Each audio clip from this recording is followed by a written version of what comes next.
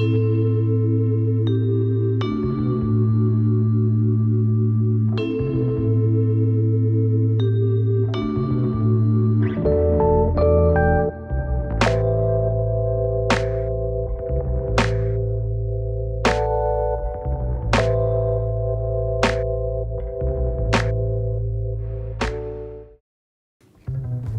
this is for all my Canon users out there. If you're a photographer and you're using Canon, this video is for you.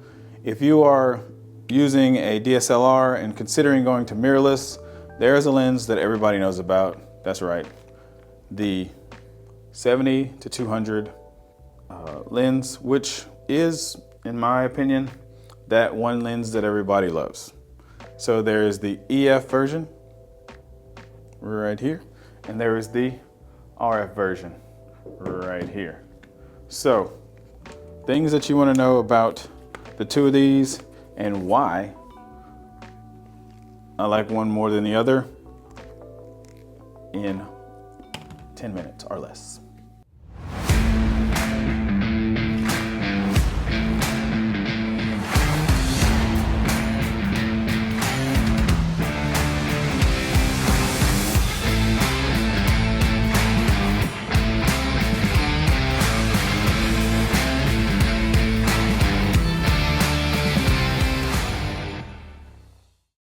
Okay, so you're probably wondering, why does it even matter? If you already have the EF version, why would you switch to the RF version? For me, it's pretty simple. There is definitely more of a convenience factor whenever you're working with the RF version. I carry a tiny camera bag. I don't like having a huge one, so as far as storage-wise, this one makes a lot more sense than this one, if that makes sense. Because you can kind of see I'm getting a whole 4 or 5 inches. Also, weight-wise, this one weighs a lot more than this one. Back in the day, a lot of the lenses that were not L lenses, they did not have the option to extend the lens. That was kind of like the more lower end, but the RF version has this where the lens extends. I've shot with this lens for quite some time now, and it doesn't really affect the quality that it protrudes out like this. The amount of saving space that I have in my camera bag and the weight makes a huge difference for me. So I'm all about making it easier. When I first started in photography and I was always worried about which camera was the best and which gear was the best and I had to have the biggest lens, yeah, I would have definitely been like, no, I want the big, heavy duty, powerful 70-200, so I look like all the people on the sidelines at the professional sporting games. Well, those days are over.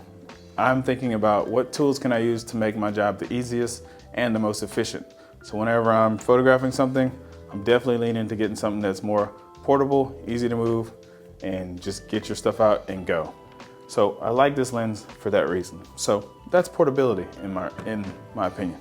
Now, as far as sharpness, what I'm noticing between these two lenses here is this lens right here is super tack sharp. When I was shooting this lens on my 5D Mark IV and my 5D Mark III, even I was shooting it on my R5 with the converter, amazing lens, still works perfect, still great.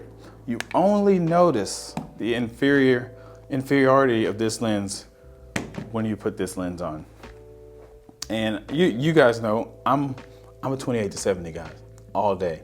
You know, being that I'm a portrait guy and I am a commercial portrait, professional branding shooting type of guy, school headshots, like that lens, it gets me just right where I need to be for pretty much everything.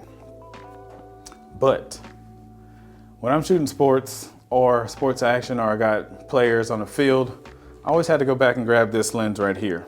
And there's a reason why I have this lens instead of the 300 or the 400 f2.8. When I'm shooting on these new mirrorless bodies, the R6 Mark II or the Canon R5 or Canon R5 Mark II, whichever body we have, I can crop my sensor in and still get a humongous photo when I crop in. So this camera right here was easily going to 312 millimeters when I'm cropped in at 1.6. And I'm still getting on my R5, I was getting a 24 megabyte file. On my R6, I was getting a 12 megabyte file. So I was like, there's not really much of a reason to switch. But the focusing on this one seems to be very much so superior. I feel like it catches your subject better. It actually looks crisper. It hunts a lot less. It's less noisy when it's going back and forth trying to find the focus point. So that's something that I think everybody should really consider, especially like if you're a wedding photographer. I remember sometimes with this lens, I could hear it going, not like the lower end ones, but to a certain extent, I could hear it hunting for focus. This one, in low light, it just works. It just works so well, and it's such a good lens. But I will tell you this, you do have, on this lens, you never had to worry about like locking it whenever you put it in your bag. This one, you're gonna have to hit that lock button every time you take it in and out. So you will have that lock button. Now, another thing about it is it has all the same types of stabilizer modes on here. It actually has a third one on the RF version versus the 7200 version 3. This one has 2 stabilizer modes. This one has 3 stabilizer modes. And then it also has an extra mode, the extra mode on top, they both have 2. So you can do autofocus and manual focus. You can do autofocus and manual focus. As far as the closeness that you need to be to your subject, they're both roughly about the same at 2.5 meters to infinity. So you're not really losing anything on that end. Now, both of these lenses do have the little plate right here, so you can mount your lenses to your tripods or your monopods, whatever you like to use. So you still have that option. Both of them still have the thing to where you can spin this little thing around if you need to. This one, you can spin it around as well. It's a little tighter. Now this one, when you take it off, it does like that. Still the same. This one is very similar to that. It just comes right off like this. Actually, I've had this forever and I've never taken that thing off. I don't even know if it comes off. If you know, let me know in the comments if this thing comes off, because I have never taken it off. And I'm sure it comes off some kind of way. But yeah, so I'm gonna leave it on so I don't mess my stuff up and I can't get it back on later. Anyway, there are these little guidelines when you're putting it back on to make sure your lens is straight and when it's at its horizontal position. So I'm gonna put that back where I had it. And this one has that same line as well.